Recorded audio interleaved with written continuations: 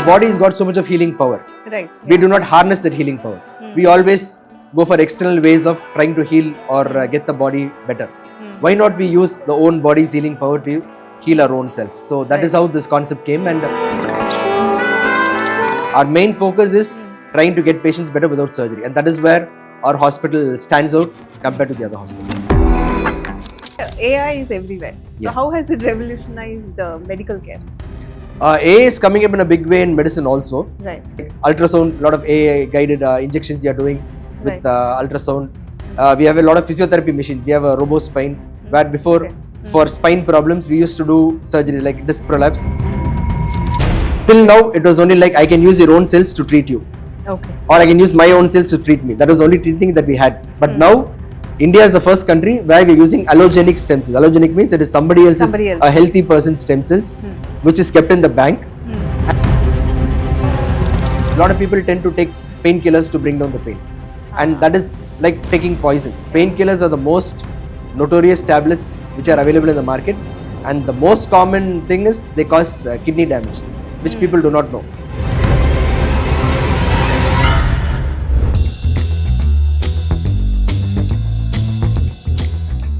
Hello everyone, welcome to yet another episode of Indulge podcast. I'm your host Sangeeta, and today we have a very special guest with us, Dr. M Lakshmi Naathan, Director and Chief Orthopedic Surgeon at Regen Institute of Orthopaedics, Chennai.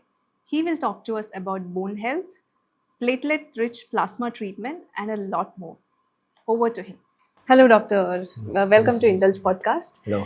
So, tell us about your journey that led you to choose the medical profession. You said your parents were also doctors, Yeah, right? correct. So, were they an inspiration of sorts?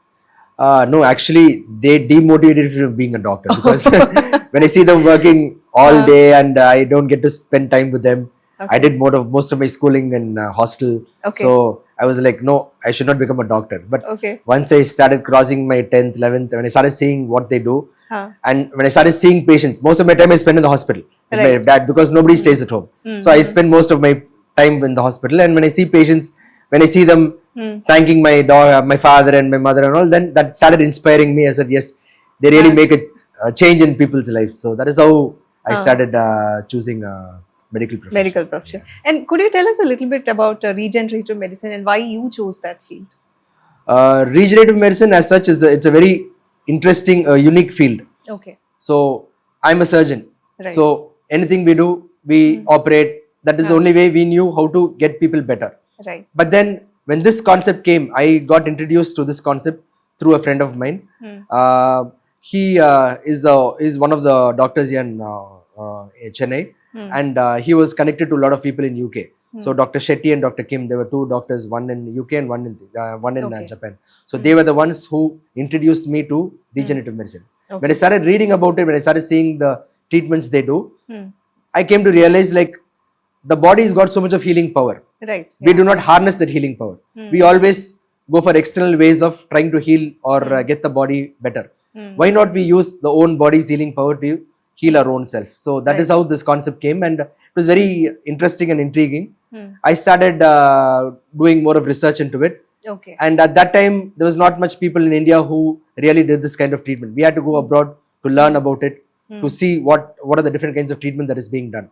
So I started pursuing this out of interest. Okay. Then I started, I chose it as a career now. Okay. So I do more of regenerative medicine in my practice compared to surgeries. Okay. And what motivated you to start Regen Institute of Orthopaedics? I mean, did you have a vision when you started it? You said that you wanted to reduce the number of surgeries that patients Yes. undergo, right? So, what Yeah. was your vision when you started?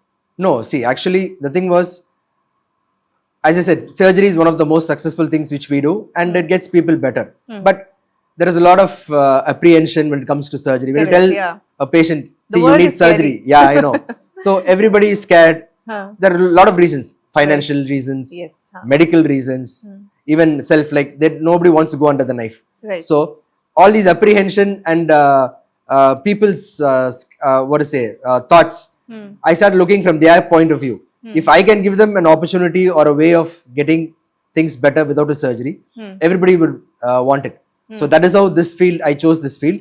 And when I started practicing it as a part-time, there were a lot of people who were really apprehensive or thing when we started off this practice. Right. But then when I started treating patients, when they started getting better, I started seeing more and more of patients who wanted this treatment. It was by word of mouth. So the people's acceptance of this treatment was much, much better than surgery. Right. And what is your approach to patient care at the hospital?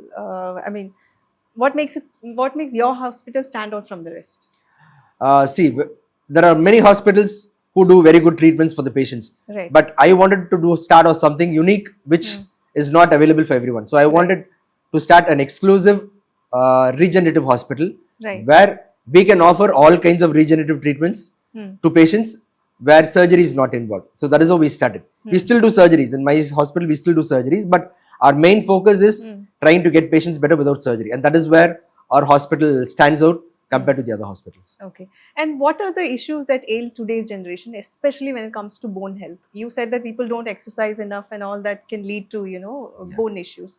So what do you think is the biggest issue as far as bone health is concerned? What we need to understand is our body is a machine. We are using this machine every day. It's like a car. You understand? Right. So the more you use your body, the more it gets worn out. Right. But the body has got a capacity to heal. So small things which gets degenerated every day, the body tries to recover and it gets back to normal. You give it rest, most of the time it recovers because the body's got that healing power. But there are some places where the regeneration is not enough, or the injury could be severe enough that the body is not able to heal by itself. Or there are places where regeneration does not happen at all, like your joints. Okay. So in these instances, that is when we look to surgery for a cure. But now with the advent of stem cell treatment, we can even treat these places where healing is less or healing is absent with stem cells, and we can help the body heal by itself. So which are the parts where the healing is less? You were talking about nails and hair before we started the conversation. Correct. Could you just give us a picture of that? See, our body's got healing power. The healing power is in your blood. Right. So wherever there is blood flow, the growth factors in the blood, they go heal that portion. Like imagine you have a fracture. Right. The first stage of healing is bleeding. So blood has to reach that part where it is injured for the healing cascade to start. Happen. Yeah. Okay. So in the blood, you have platelets, you have growth factors, all these things go to reach that area via the blood and start the healing process. Right. If the number of cells in that blood, whichever blood is reaching that area is enough to heal that portion, that part heals automatically. So first, a lot of people think that as surgeons, we go heal the fracture or no. We do not heal the fracture. We create an environment where the body can heal faster. When we put a plaster, the plaster does not heal the fracture. The plaster causes immobilization. When there is immobilization, there is no movement, the healing happens much faster. So the body is healing by itself. We are really creating a better environment so that the body heals. Right. And any difficult experience that you had with any of the particular patients, any interesting case that you can talk to us about? No. See, I focus or treat mainly on treatment of arthritis with stem cells. Lot of patients, as I said, there is no person in the world who does not develop arthritis. Really? Yeah, it is a degenerative condition. It's like your car tires getting worn out.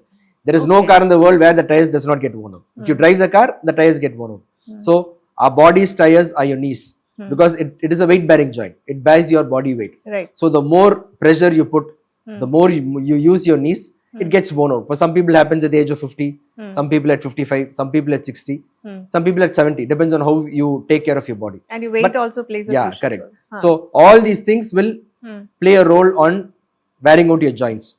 But now with the advent of stem cells, we have shown that these cells have the capacity to grow back or multiply this cartilage which is getting worn out.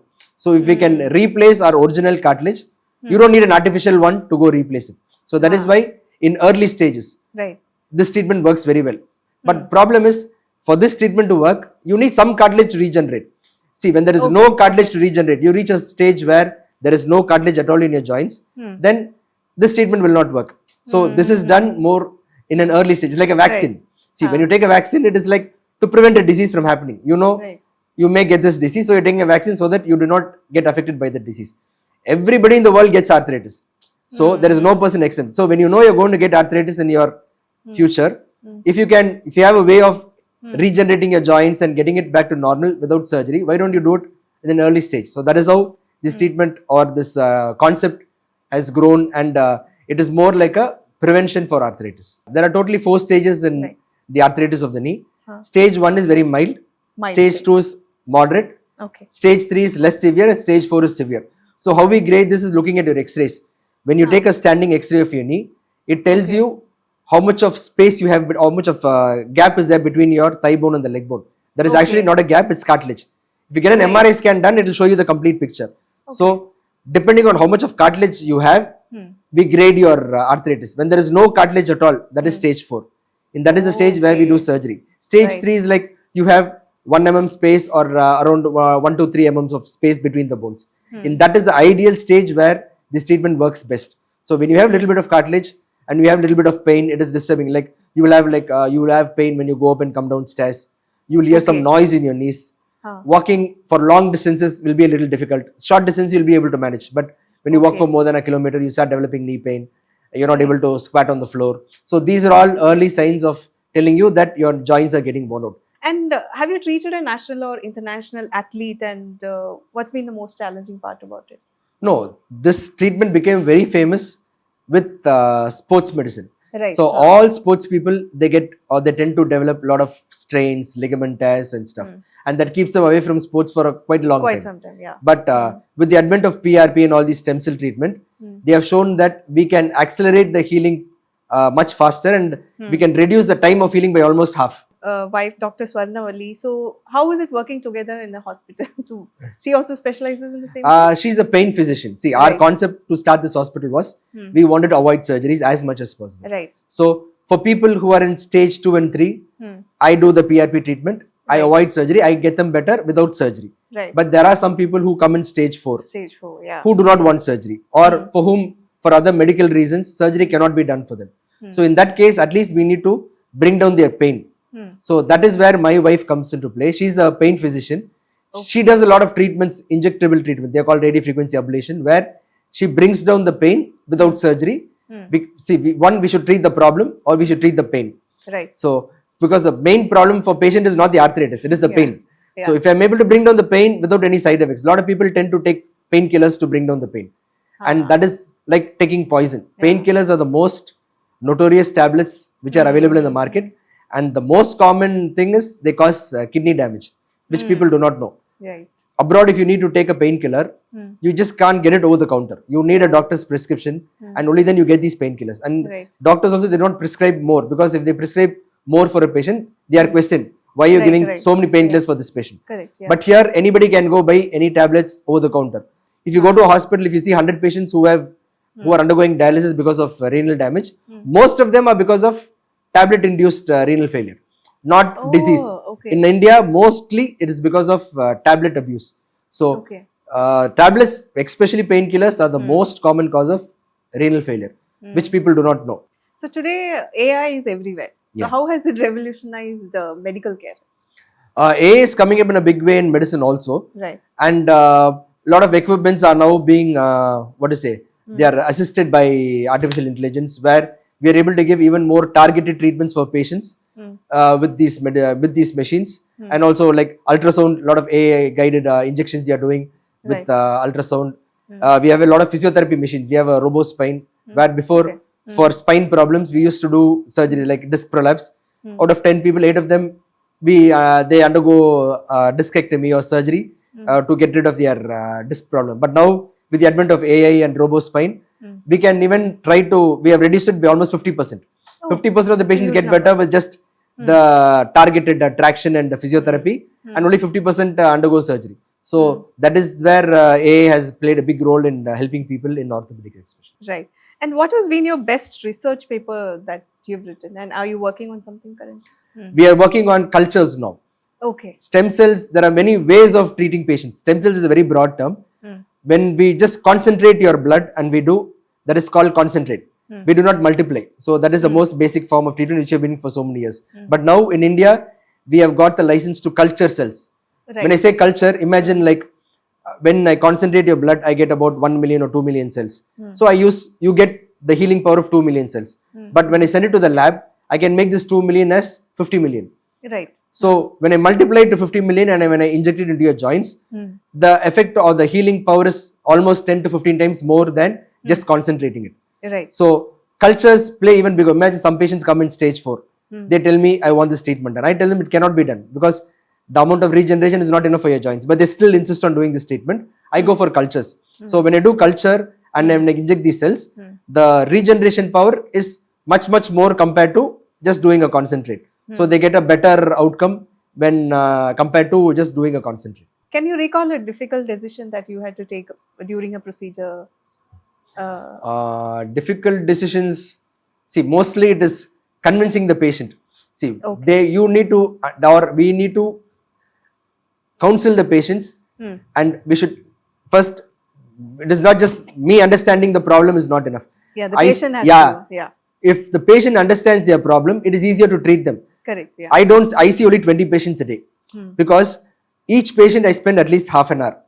I spend most of my time explaining the patient their problem so that they understand what they have. So when I do the treatment, they know what they can expect out of this treatment. Right. What is the outcome of the treatment? So they do not like, it's not like I do this surgery, you're going to walk, run around and all. And when they do not do that, they get disappointed because they expect that result. But when I tell them, see, when I do this stem cell treatment, for your stage, for your body weight, for your deformity, this is what you can expect. But it's only going to be 30% or 40%, or it's going to be 50 or 60%. Right. And these are the things you can do. These are the things you can't do. I counsel them, and when they are satisfied with this treatment, then they go for the treatment. So they know what is their expectation and what the outcome of this treatment. Okay. So what's the most cutting edge orthopedic surgery that you have read about in a recent medical journal, and would you like to try it for yourself also sometime? See, as I said, since I'm into this regenerative medicine, nowadays you have got license. India is the first country which has got a license for using the mesenchymal or the stem cells of another person to treat us. Okay. Till now, it was only like I can use your own cells to treat you. Okay. Or I can use my own cells to treat me. That was the only treating that we had. But now, India is the first country where we're using allergenic stem cells. Allergenic means it is somebody else's. A healthy person's stem cells, which is kept in the bank. And if you come to me, you say like, I have this problem and I need to get treated with stem cells. So depending on the problem, I will choose how much of cells will give you good relief. Like imagine I say like 50 million cells is good enough to treat this problem. Before what I used to do, I used to take your stem cell, I used to send it to the bank. It takes 3 weeks for them to culture it, grow it and send it back to me, and then I give it to you for an injection. So it's a 2-stage process. For older people, the quality, the efficacy, all that will be much less. But now I can use a young adult patient's stem cell, which is available readily in the bank. Imagine you come to me, you tell me in advance. It just takes 3 days to grow these cells. I just call them and inform them. Within 3 days, they send me 50 million cells in a while. You just come, take it as a shot, and you can just walk back and go. So, and the results are way more compared to using your own cells, or especially in elderly people. Is it true that women are more prone to arthritis? No. In the sense, really. not that way. So. The thing is, women have weaker bones compared to men, because for men the bone strength is activity dependent. Right. For women, it is hormonal dependent. When you attain menopause, what happens? Your bones start getting weaker automatically, because a lot of hormones which are supposed to maintain your calcium metabolism, they stop being produced once you attain menopause. So inherently, you are more prone to bone weakness compared to men. Right. So when you start developing bone weakness, a weaker bone gets worn out much faster. So what should women do? I mean, to protect their bones as they grow older, especially. Yeah, main thing is exercises. Right. Exercises strengthens bones. A stronger bone protects your body. So that is how that is the term that we use. So the more you exercise, the more your bones are stronger, and more it lasts longer also. Right. Second is body weight. Body weight plays a big role in arthritis. See, this is a very vicious circle. People who have knee pain, they do not exercise. If they do not exercise, they put on weight. When they put on weight, the knee gets worn out more. More pain, less activity. It keeps going like this. So you need to break the cycle somewhere. Correct. So the first stage where you can break is start doing some kind of basic exercises at home. It does not have to be like big, you need to go to the gym, nothing like that. At least spend an hour a day doing basic stretches, some kind of walking or yoga. All these things will bring down. Second is diet. You will need to concentrate on bringing down the carbohydrates in your food. Carbohydrates are the main source of energy for us.